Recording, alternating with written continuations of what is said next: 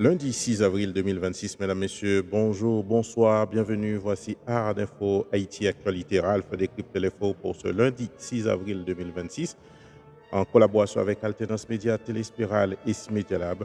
Voici tout de suite les principaux titres qui ont marqué l'actualité pour ce lundi 6 avril 2026.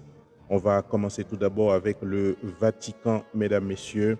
Le dimanche 5 avril 2026, à l'occasion de la célébration de Pâques au Vatican, le pape Léon XIV a lancé un appel solennel aux dirigeants mondiaux devant plusieurs milliers de fidèles réunis place Saint-Pierre.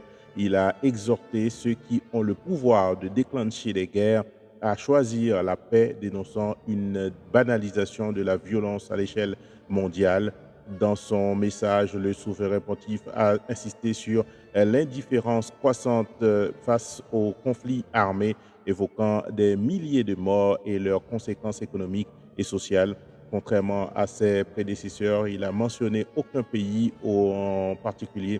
Il a également annoncé l'organisation d'une veillée de prière pour la paix prévue le 11 avril 2026 à Rome, dans un contexte international marqué par plusieurs tensions géopolitiques.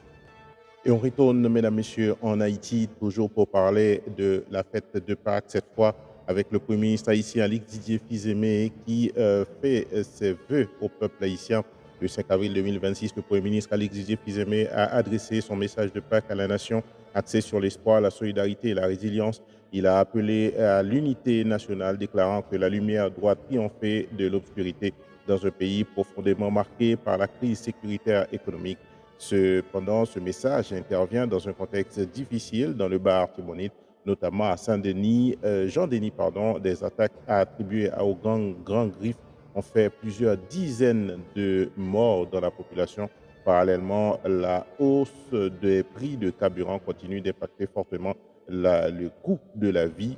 De nombreux citoyens dénoncent un décalage entre les discours officiels et leur réalité quotidienne, réclamant des mesures concrètes et immédiates de la part du gouvernement haïtien.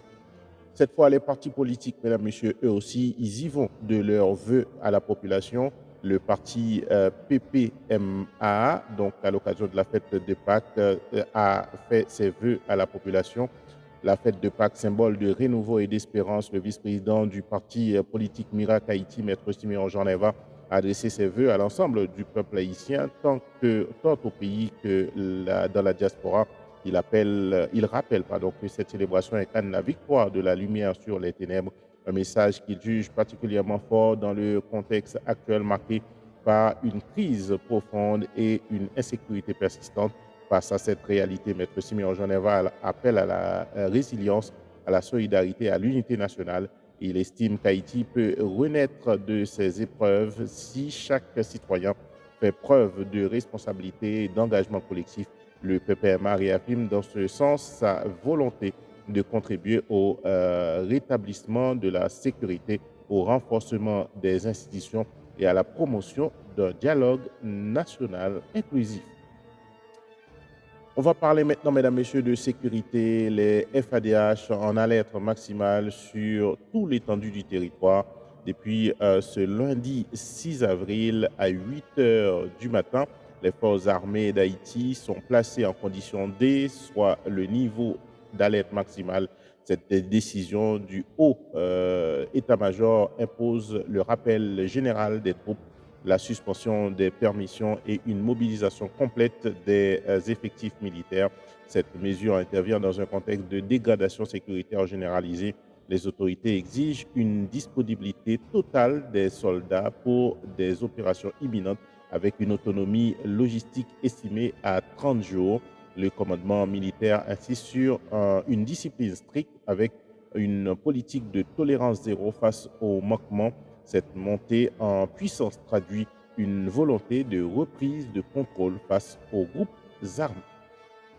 On parle encore sécurité, renforcement international avec un contingent salvadorien qui sont arrivés en Haïti.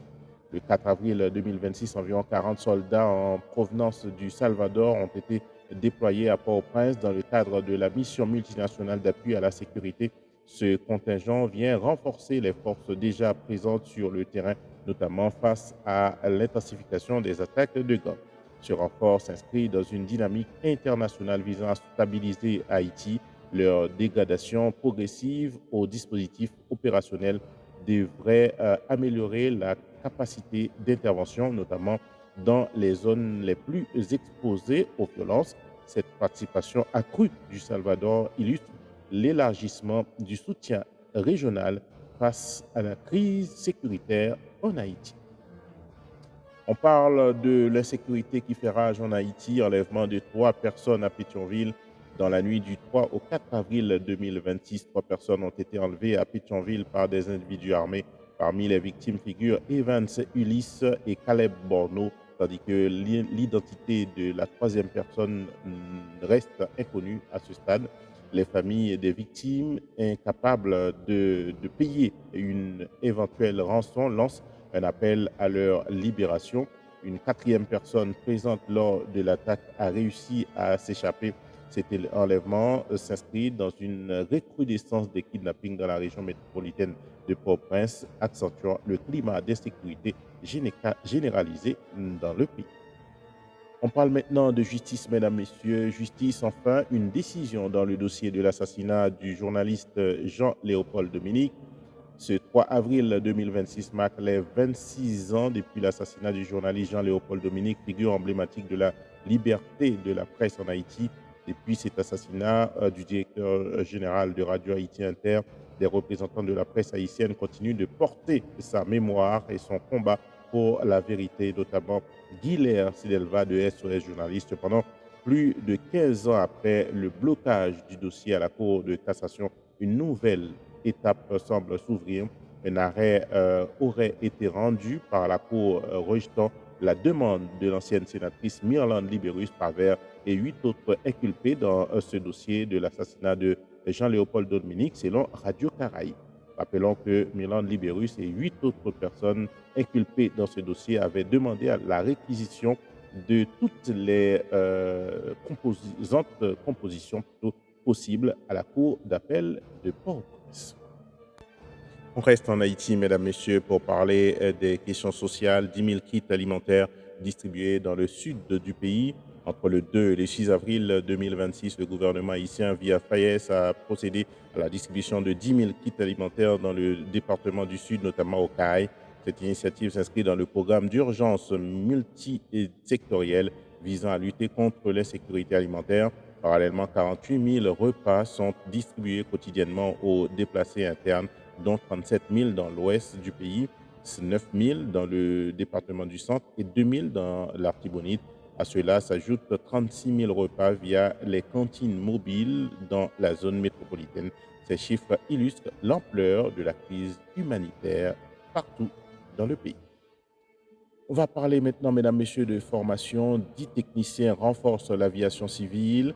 Le 3 avril 2026, 10 techniciens formés en France ont intégré le système aéronautique haïtien après 7 mois de formation à l'École nationale de l'aviation civile. Ils ont été accueillis par les autorités du secteur, notamment le ministre des Travaux publics et l'OFNAC. Ces spécialistes vont renforcer le contrôle du trafic aérien et la gestion de l'information aéronautique.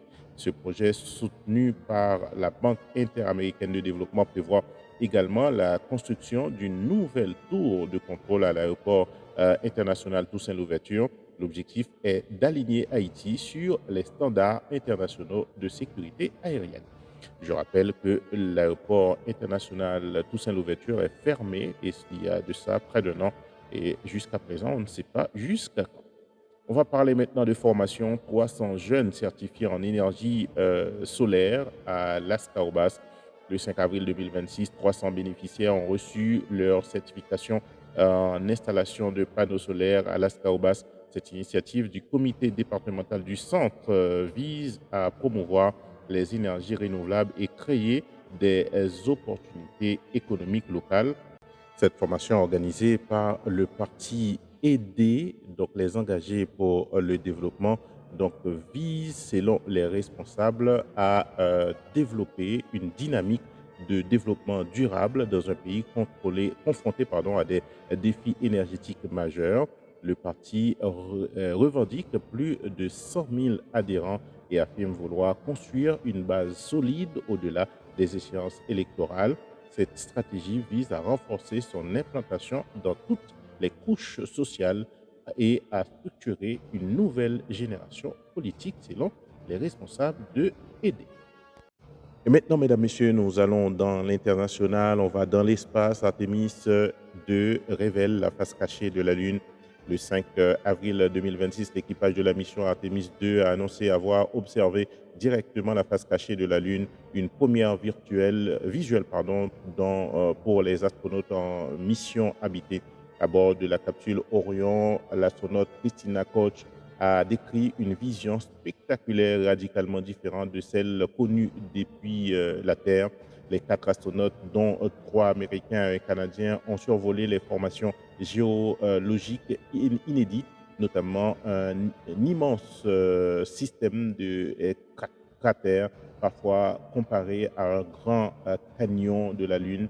Selon la NASA, des reliefs n'avaient jusqu'ici été observé que par des sondes robotiques.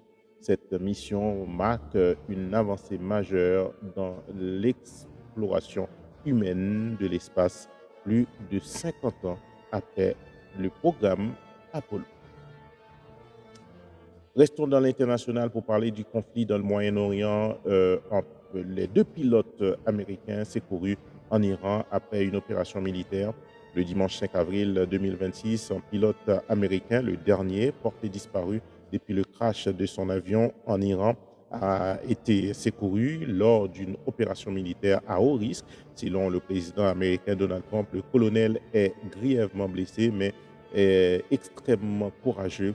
L'opération, menée en plein jour après plus de 7 heures de survol du territoire iranien, est qualifiée d'exceptionnelle selon le président. Le Premier ministre israélien Benjamin Netanyahu a salué cette intervention. Parallèlement, Donald Trump a évoqué le 5 avril de bonnes chances de parvenir à un accord avec l'Iran avant l'expiration d'un ultimatum fixé désormais au mardi 7 avril 2026 à 20 h, heure de Washington. Attendons voir ce que ça va donner. Voilà, mesdames, messieurs, c'est toutes les informations que vous deviez savoir sur Haïti et sur le monde pour ce lundi 6 avril 2026. Pour vous la présenter, votre serviteur Ralph Siméon. C'est une collaboration avec Alternance Média Téléspiral et Cimédia Lab. Je vous invite à continuer à nous supporter sur Facebook, Ralph Siméon, sur YouTube, Art Info TV. Je vous donne rendez-vous demain mardi pour une nouvelle édition Art Info. Merci de votre fidélité. À bientôt.